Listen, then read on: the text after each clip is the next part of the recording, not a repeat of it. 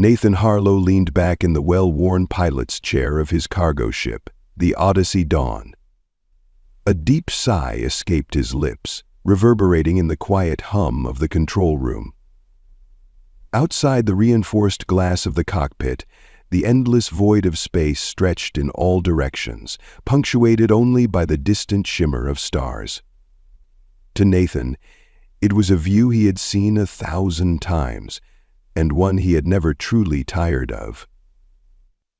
Nathan Harlow leaned back in the well-worn pilot's chair. To Nathan it was beautiful, yes, but also achingly empty.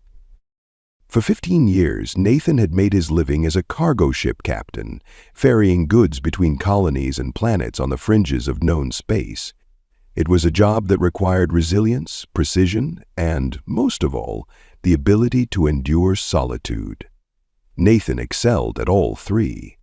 His world was a self-contained ecosystem of machinery and steel, the Odyssey Dawn a cocoon in the vastness of the universe. It was, by all accounts, a lonely existence, but it suited him, or at least that was what he told himself. He glanced at the ship's logs, scanning for anomalies.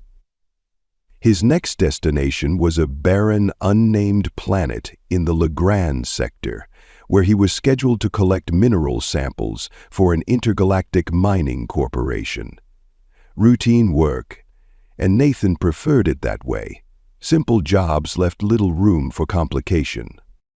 The ship's AI, a disembodied voice with a clipped, formal tone, broke the silence. Approaching destination.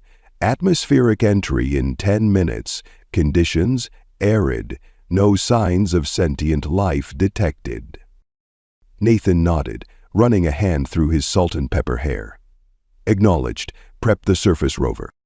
The planet came into view as the ship descended, its surface a muted ochre, dotted with jagged ridges and shallow craters. No vegetation, no water, just endless stretches of cracked earth. As the ship settled onto the ground with a low thrum, Nathan adjusted his gear. A lightweight exosuit designed for hostile environments, and stepped into the airlock. The surface was as lifeless as the scans had suggested. Fine, dust-like particles swirled in the thin, acrid breeze as Nathan guided his rover across the rugged terrain. The quiet was oppressive, broken only by the crunch of the rover's wheels and the occasional beep of his scanning equipment. He had been to dozens of planets like this, places forgotten by time, devoid of anything resembling life or warmth. Yet today, something felt different. A faint tension prickled at the edges of his awareness, as though the landscape were holding its breath. It was the glint of light that first caught his attention, a faint, silvery gleam against the dull backdrop of rock and sand. Nathan slowed the rover, his curiosity piqued. The scanners showed nothing unusual, but his eyes told a different story. Something was there. He climbed out of the rover, the hiss of his exosuit's regulator filling the air as he stepped forward cautiously. Cresting the ridge, he stopped, his breath catching in his throat. A figure lay sprawled in the dust, small and fragile against the harsh terrain. It was humanoid, but unmistakably alien. Delicate, almost ethereal features were partially obscured by a tangle of silver-white hair, and the figure's thin frame was draped in tattered, threadbare clothing. For a moment, Nathan thought she was dead, her stillness blending seamlessly with the barren landscape. Then he saw the faint apron that seemed to be floating. "Oh," he muttered under his breath, dropping to one knee beside her. She was trembling, her skin pale and almost luminous, as though it absorbed the dim light around her. Her eyes flickered open, large liquid pools of iridescent color that seemed to shift between shades of blue and violet. They locked onto Nathan's face, wide with fear and exhaustion. "It's okay," he said instinctively, though he knew she couldn't understand him. "I'm not going to hurt you." The alien girl tried to move, her frail limbs barely responding. A weak sound escaped her lips, a series of soft, melodic syllables that Nathan didn't recognize. Her voice was trembling, filled with desperation and a raw, unguarded emotion that struck him like a blow. Nathan hesitated, his mind racing. He was a cargo pilot, not a rescuer, and he had no idea what he was dealing with. For all he knew, she could be dangerous or contaminated. But as he looked into her eyes, he felt an undeniable pull, a deep, instinctive need to protect her. She was terrified, vulnerable, and utterly alone. And somehow, in that moment, so was he. Without another thought, he slid his arms beneath her, lifting her carefully. She weighed almost nothing, her body limp against his chest. "You're coming with me," he murmured, his voice soft but resolute. Back aboard the Odyssey Dawn, Nathan set the girl down on a cot in the medbay. The sterile, utilitarian space felt stark against her fragile form. He worked quickly, setting up diagnostic scans and administering fluids. The ship's AI provided a running analysis, its dispassionate tone at odds with the urgency Nathan felt. Subject is malnourished and dehydrated. Signs of prolonged exposure to extreme conditions. No identifiable pathogens or toxins present. Nathan exhaled in relief. Good. Keep monitoring her vitals. He glanced at the girl, who was now watching him with wary eyes, her body tense. She flinched as he reached for a blanket, then relaxed slightly as he draped it over her. "I don't know who you are," he said quietly, sitting beside the cot, "or where you came from, but you're safe now." The girl didn't respond, but her eyes never left his face. They were filled with a mixture of fear and gratitude, an unspoken plea for something she couldn't articulate. Nathan felt a lump rise in his throat, the weight of her trust settling heavily on his shoulders. As the ship hummed softly around them, Nathan leaned back, his mind a whirlwind of questions. Who was she? What had happened to her? And what was he going to do now? For the first time in years, the void of space didn't feel quite so empty, and for the first time in as long as he could remember, Nathan Harlow didn't feel alone. The journey ahead was uncertain, but one thing was clear. His solitary life had just been irrevocably changed. The soft hum of the Odyssey Dawn was punctuated. From the corner of his vision, Nathan caught a flicker of movement. He turned to see her standing in the doorway of the cockpit, her delicate frame illuminated by the soft lights of the ship. She clutched the blanket he had given her tightly around her shoulders, her eyes wide with curiosity and a hint of apprehension. "Hey," Nathan said gently, his voice breaking the quiet. He rose slowly, careful not to startle her.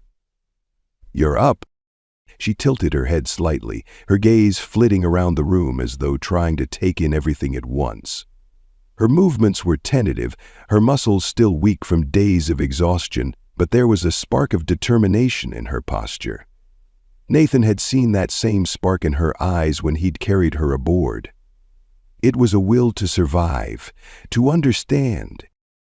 "I was just checking the course," Nathan continued, gesturing to the console. He knew she didn't understand him, but speaking aloud felt natural, like filling the silence with something warm and reassuring. "We're heading to a trade station to resupply. You'll like it there. Lots of people, but it's safe." She blinked at him, then uttered a soft string of words in her own language. Her voice was musical, each word flowing into the next with a rhythm that felt almost like a song. Nathan couldn't make sense of the syllables, but her tone was clear, curious and hesitant, yet tinged with gratitude. "You have no idea what I'm saying, do you?" Nathan chuckled softly, shaking his head. "That makes two of us." The girl hesitated, then pointed to herself with a slender finger. "Lyra," she said, her voice faltering slightly, as though testing the sound. Nathan's brows lifted in surprise. "Lyra," he repeated slowly, nodding. "Is that your name?" She nodded, her expression shifting slightly. A small smile, a hesitant but genuine curve of her lips, brightened her features. "Lyra," Nathan said again, smiling back. He placed a hand on his chest. "Nathan." Her smile widened, and she echoed, "Nah, then." "Well, close enough," he replied, laughing softly. "You're a fast learner." Over the next few days, Lyra's curiosity about the ship became apparent.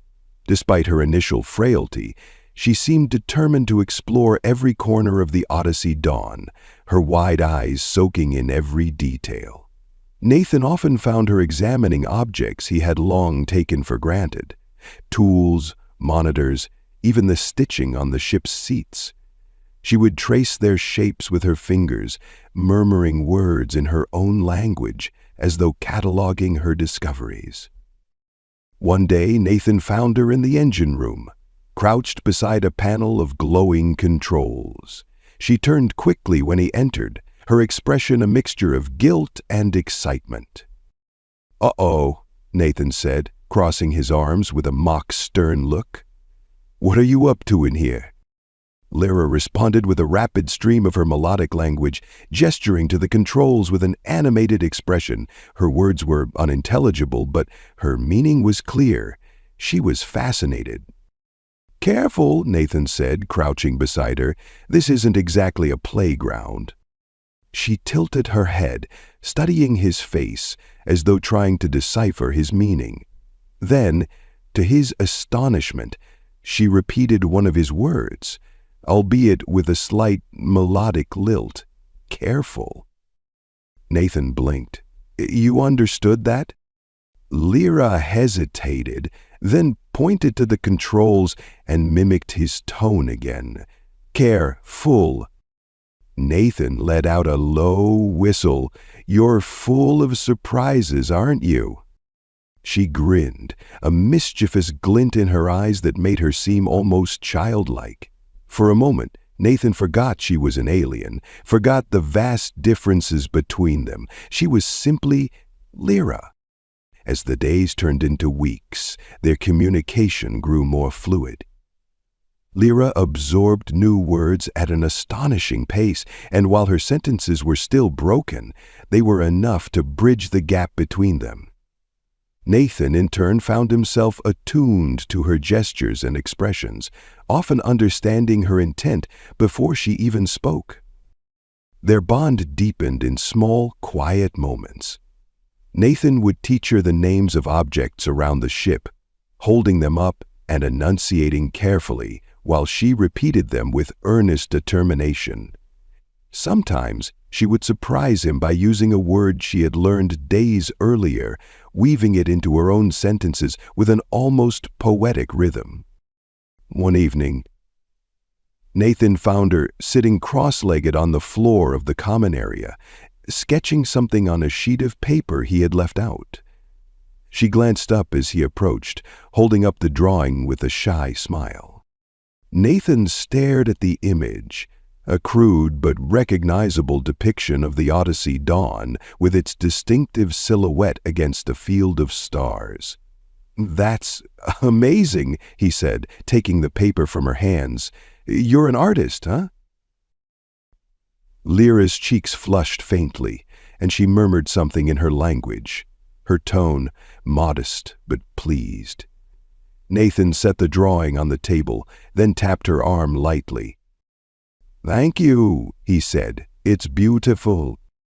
Lyra hesitated, then repeated the word, her voice soft but clear. "Beautiful." One night, as they sat together in the cockpit, Nathan glanced at Lyra and asked, "Where are you from?" He pointed to the stars outside. "Out there?" Lyra's smile faded, and her gaze dropped to her lap. She murmured a few words in her language, her tone somber and laced with pain. Nathan felt a pang of guilt for bringing it up. "Sorry," he said quickly. "I didn't mean to—" "Gone," Lyra interrupted, her voice trembling. She pointed to the stars, then back to herself. "Gone. All?" Nathan's chest tightened. He leaned forward, his voice gentle. "Your people?" She nodded, tears glistening in her eyes.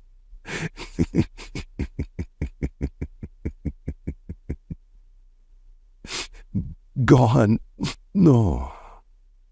They're supposed to help people get over past trauma." For a moment, Nathan didn't know what to say. The weight of her words, of her loss, settled heavily between them. Finally, he reached out and placed a hand over hers. "You're not alone anymore," he said quietly. "I promise."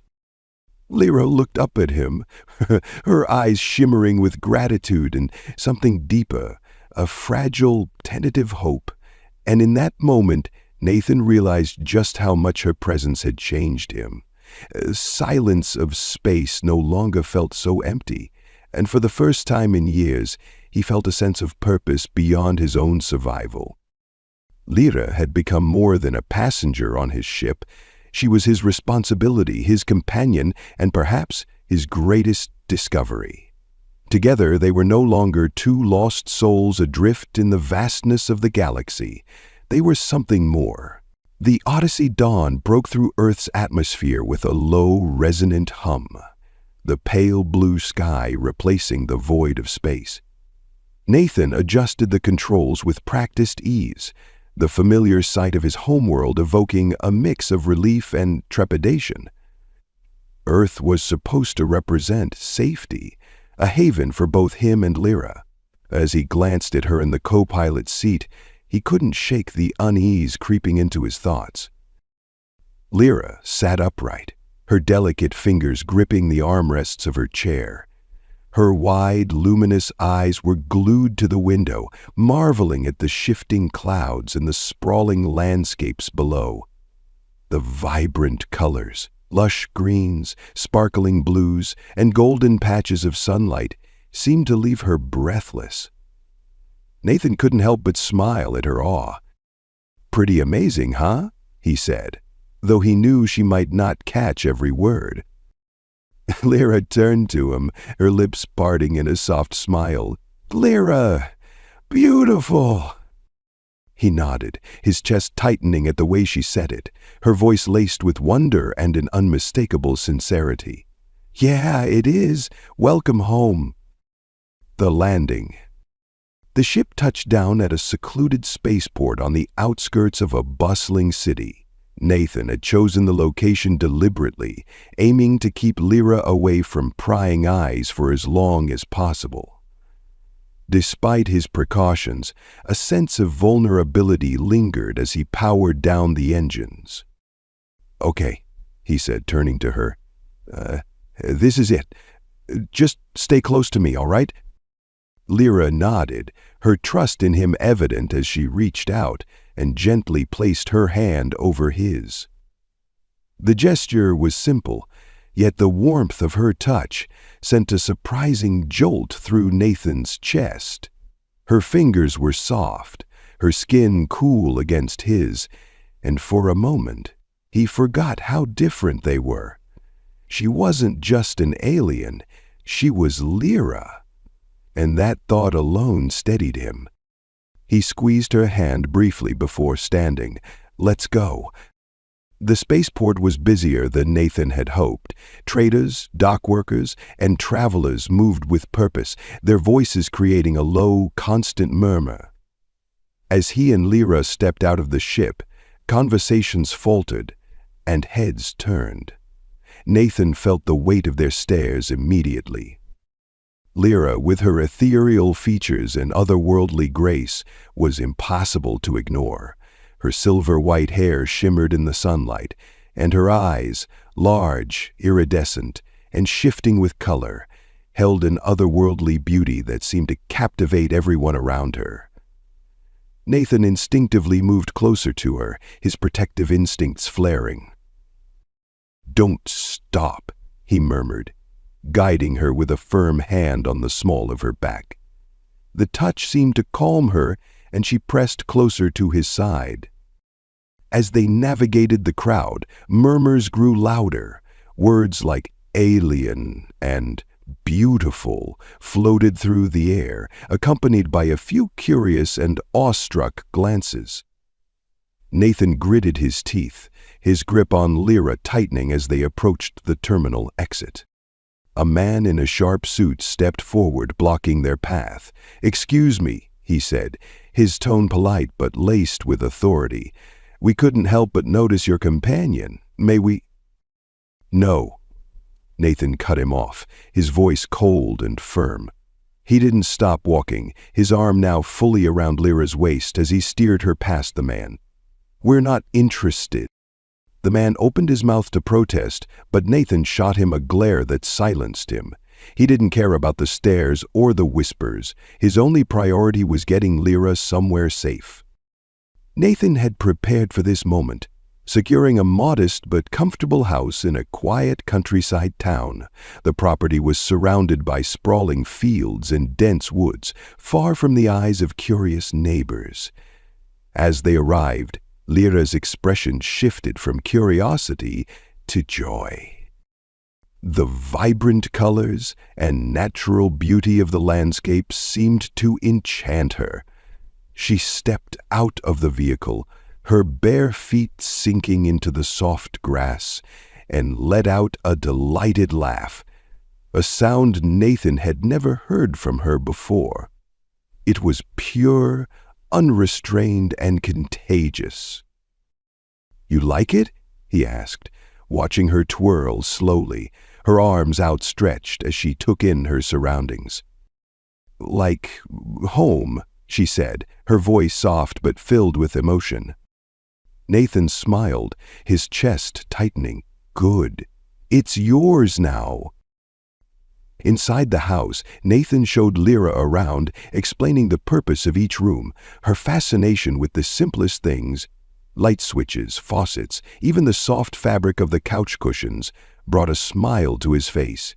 She explored with the enthusiasm of a child, her curiosity endless. As the evening wore on, Nathan prepared a simple meal. Lyra sat at the kitchen table, watching him intently. When he placed a plate in front of her, she studied it for a moment before looking up at him. "Thank you, Nathan," she said, her voice steady and clear. He paused, the sound of his name on her lips stirring something deep within him. "You're welcome," he replied, his voice soft. After dinner, they sat together on the couch, the room illuminated by the warm glow of a lamp. Lyra leaned against him, her head resting lightly on his shoulder. Nathan felt his body tense at first, unaccustomed to the intimacy of physical contact, but her presence was soothing. She tilted her head to look up at him, her eyes searching his face. "Safe. Here," she murmured. "Yeah," he said, his voice barely above a whisper. "You're safe." Lyra's hand reached up, brushing against his cheek. Her touch was feather-light, but it sent a ripple through him. "Nathan, kind." He closed his eyes, the weight of her words sinking in. "You deserve kindness, Lyra." For a moment the room was silent, the only sound the faint rustle of leaves outside. Then Lyra shifted closer, her arm slipping around his waist as she nestled against him. Nathan hesitated, his heart pounding, but then he wrapped his arm around her, pulling her close. They stayed like that for a long time, the unspoken bond between them deepening with every passing moment. Nathan didn't know what the future held for them, but for now, this was enough. They weren't alone anymore, and that was all that mattered. The golden light of dawn streamed through the windows of the small house, casting a warm glow over the room. Nathan woke to the sound of soft humming, a lilting melody that felt otherworldly yet soothing. For a moment he lay still, letting the sound wash over him. When he finally opened his eyes, he saw Lyra by the window, her slender form silhouetted against the rising sun. She turned, sensing his gaze, and offered him a shy smile. "Good morning." "Nathan," she said, her voice still carrying that melodic lilt, even as her words grew steadier with each day. "Morning," he replied, sitting up and running a hand through his disheveled hair. "You're up early?" Lyra nodded, her iridescent eyes shining with quiet joy. "Sun, beautiful," she said, gesturing to the horizon. "Earth, so alive." Nathan couldn't help but smile. Her fascination with the simplest things reminded him of how much he had taken for granted. "Yeah, it is. Did you sleep okay?" "Yes," she said, her tone soft and certain. Then, with a playful tilt of her head, she added, a snore." He laughed, surprised. "I do not." Lyra grinned, a rare expression that lit up her delicate features. "Yes, loud." Nathan chuckled, shaking his head. "Guess I'll have to work on that." Lending Earth? The days that followed were filled with exploration, both of the surrounding countryside and the human world itself. Lyra's determination to learn was boundless, her curiosity about Earth matched only by her intelligence. Nathan marveled at how quickly she picked up new words and concepts, often connecting them to her own language and offering him glimpses of her world through her descriptions. One afternoon, Nathan took her to a small village nearby. He had debated the decision for hours, knowing that even in a quiet place like this, Lyra would draw attention. But her insistence, paired with her growing confidence, convinced him. The village was quaint, with cobblestone streets and brightly painted buildings. As they walked, Lyra stayed close to Nathan, her hand brushing against his arm for reassurance. Her wide-eyed wonder at the sights around her was contagious, and Nathan found himself seeing the familiar place through her eyes. A group of children playing in a square stopped when they saw her, their laughter fading into awestruck silence. One of them, a boy no older than 6, stepped forward, clutching a small toy in his hands. He stared at Lyra for a moment, then held the toy out to her. Lyra crouched to his level, her expression soft and kind. "For me?" she asked, her voice hesitant but clear. The boy nodded, his gaze fixed on her iridescent eyes. "Thank you," Lyra said, her words slow but deliberate. She accepted the toy, a small wooden bird, and smiled. The boy beamed and ran back to his friends, who erupted into giggles and whispers. Nathan's chest tightened at the scene. Lyra's gentleness, her ability to connect, even without fully understanding, was remarkable. He placed a hand on her shoulder as she stood, giving her a reassuring squeeze. "You're doing great," he said. Lyra looked up at him, her smile soft but radiant. "People, kind." "Most of them, yeah," Nathan said, "but we still need to be careful." She nodded, her expression growing serious. "I understand." Confronting the past. That evening, back at the house, Lyra seemed quieter than usual. She sat by the window, the wooden bird in her hands, and stared out at the stars beginning to appear. Nathan approached, pulling a chair beside her. "Something on your mind?" he asked gently. Lyra hesitated, then placed the bird on the windowsill. "Stars remind me of home," she said. Her voice was steady, but there was a weight to it that made Nathan's heart ache. "You miss it," he said, more a statement than a question. "Yes," she admitted, "but all gone." Nathan leaned forward, his elbows resting on his knees. Do you want to tell me about it? Lyra hesitated, then nodded. Her hands clenched and unclenched in her lap, and her eyes shimmered with unshed tears. My people, strong, wise, love deeply, but war came. Nathan's jaw tightened. He had suspected as much, but hearing it from her made the tragedy feel sharper, more real. Enemies destroy everything, she continued, her voice breaking. Lyra, run, hide, but alone. She looked at Nathan, her gaze piercing. Until you saved me. Nathan reached out, covering her hands with his. I'm glad I found you, he said quietly. And I'm sorry for everything you lost. Lyra's fingers curled around his, her grip firm despite her trembling. No. You, my family. The words hit Nathan with unexpected force. He had spent years convincing himself that he didn't need anyone, that he was better off alone. But Lyra had changed that. She had filled the empty spaces in his life with light and purpose. You're my family too, he said, his voice thick with emotion.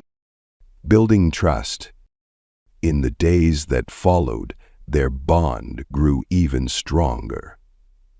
Lyra began to open up more about her past, teaching Nathan words and phrases from her language, which was as melodic and intricate as a song. In turn, Nathan taught her more about Earth's customs, guiding her through simple tasks like cooking and gardening. One evening, as they prepared dinner together, Lyra reached for a pot on a high shelf and nearly knocked it over. Nathan caught it just in time, his hand brushing against hers. She laughed softly, her cheeks flushing a faint silver, a telltale sign of her embarrassment. Careful, he teased, setting the pot down. You're going to break something. Lyra smirked, her playful side emerging. You tease bad. Nathan chuckled. I'll take that as a compliment. A growing kind of connection? One night, as they sat on the porch beneath a sky filled with stars, Lyra leaned against Nathan's side, her head resting on his shoulder. The warmth of her presence, the soft rise and fall of her breathing, was both comforting and electrifying. Nathan, she said softly, her voice almost a whisper. She hesitated, then reached for his hand, intertwining her fingers with his. Thank you for everything. He turned to look at her, their faces close. Her luminous eyes reflected the starlight, and for a moment the vastness of the universe seemed to shrink, leaving only the two of them. You don't have to thank me, he said. I'd do it all again. Lyra's gaze lingered on his, her expression unreadable but intense. Slowly she leaned forward, her forehead touching his. The gesture was intimate, a quiet acknowledgement of the bond they shared. Nathan closed his eyes, letting the moment stretch on. He didn't need words to understand what she was saying. They had both been lost, adrift in their own ways, but together they had found something worth holding on to. And in that silent exchange beneath the endless sky, they both knew their journey was far from over. But whatever lay ahead, they would face it together. The sun dipped below the horizon, casting long shadows across the countryside. The modest house Nathan had chosen as their refuge stood at the edge of a sprawling field, surrounded by a patchwork of tall grasses and wildflowers. It was peaceful, removed from the chaos of the outside world, yet the tranquility belied the storm brewing on the edges of their sanctuary. Nathan leaned against the porch railing, scanning the horizon. The days since their arrival on Earth had been a delicate balancing act. While Lyra had been adjusting beautifully to her new life, word of her existence had begun to spread beyond the small village. Unwelcome visitors, representatives from the government, scientists with questions, and even the occasional reporter had appeared at their door. Nathan had sent them all away, but he knew it was only a matter of time before their peaceful life was disrupted. Ooh-ah-poo! Behind him, the screen door creaked open. Lyra stepped out, her slender frame wrapped in a light sweater. She had taken quickly to Earth's unpredictable weather, often marveling at the changes in temperature, rain, and wind. She moved to stand beside Nathan, her iridescent eyes scanning his face. Worried? She said softly, the single word carrying a world of understanding. Nathan sighed, glancing down at her. Yeah, I can't help it. Lyra reached out, her hand brushing against his arm. Her touch was light, comforting. Safe. Here. Together. He turned to her fully, placing a hand over hers. I'll make sure of it, no matter what. Lyra's expression softened, her trust in him unwavering. We strong.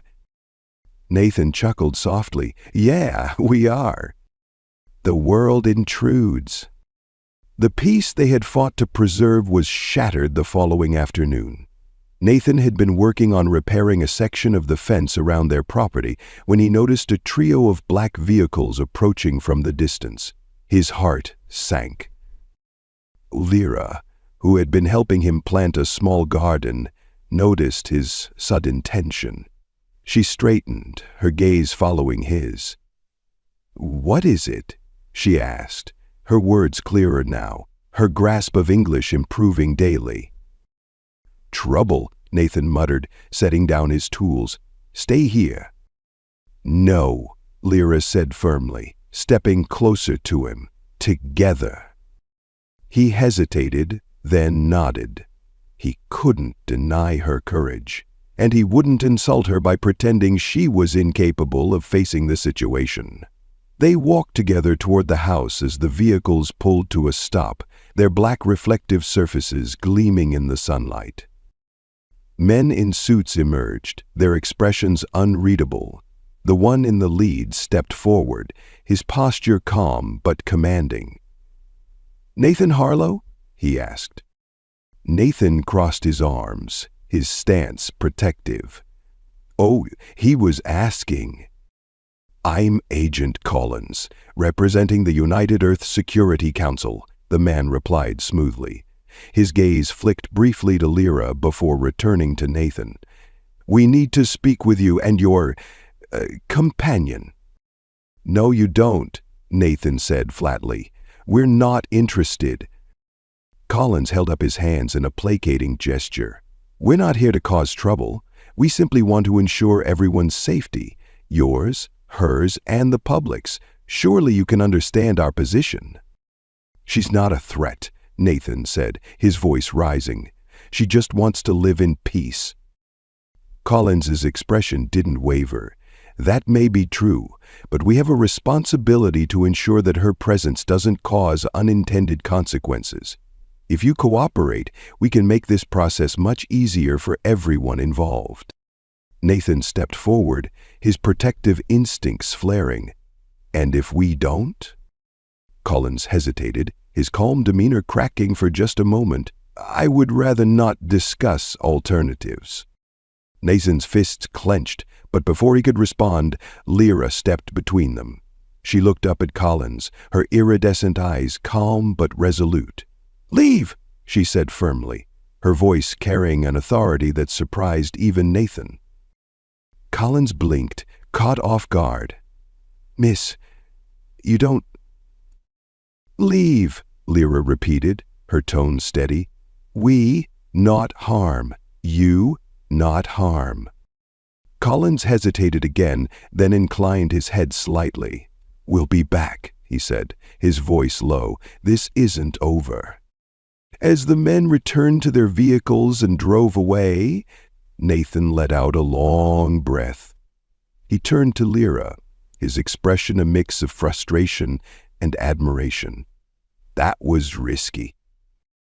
Lyra tilted her head, a faint smile tugging at her lips. "Learned from you?"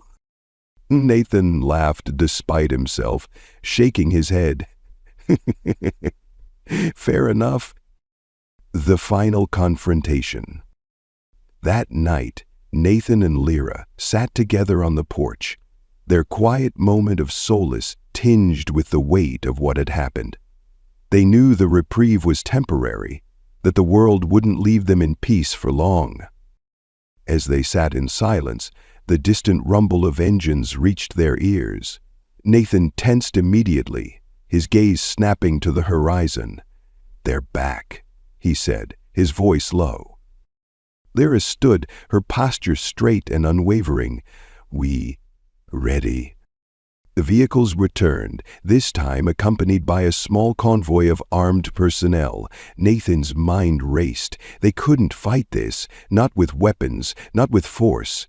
He turned to Lyra, his heart pounding. "Stay behind me." "Oh!" But Lyra shook her head, stepping forward. "No, together." As the convoy stopped and men began to emerge, Nathan felt a strange calm wash over him. He trusted Lyra, and whatever happened next, they would face it side by side. Lyra raised her hands, her voice clear and unwavering as she spoke in her own language, a melodic, powerful series of words that seemed to resonate in the very air around them. The soldiers hesitated, their weapons lowering slightly, as though compelled by her presence. Nathan watched in awe as Lyra's words shifted, her growing understanding of English weaving into her speech. "We, no harm. We, peace." Collins, stepping forward once more, paused, his expression conflicted. "What are you saying?" Nathan stepped in, his voice steady. "She's saying she doesn't want conflict. She's saying you don't need to fear her." Lyra nodded, her gaze locked on Collins. "Not enemy, just want home." Collins studied her for a long moment, then turned to his men. "Stand down." A new beginning. In the days that followed, a fragile understanding was reached. Collins and his team agreed to leave Nathan and Lyra in peace, though the terms were clear: no public appearances, no unnecessary risks. It wasn't a perfect solution, but it was enough for now. Life slowly returned to its quiet rhythm. Nathan and Lyra worked side by side, tending the garden, fixing the house, and building a life that felt more like home with each passing day. Their bond deepened, unspoken yet undeniable, their shared experiences forging a connection stronger than words could capture. One evening, as they sat beneath the stars, Nathan turned to Lyra. "You ever think about what's next?" Lyra tilted her head, considering. "Next is now," she said simply. Nathan smiled, reaching for her hand. "Yeah, I guess it is." As their fingers intertwined, the stars above seemed to shine brighter, a reminder of the vastness they had both come from and the small but meaningful world they had created together. Whatever challenges lay ahead, they knew they would face them together.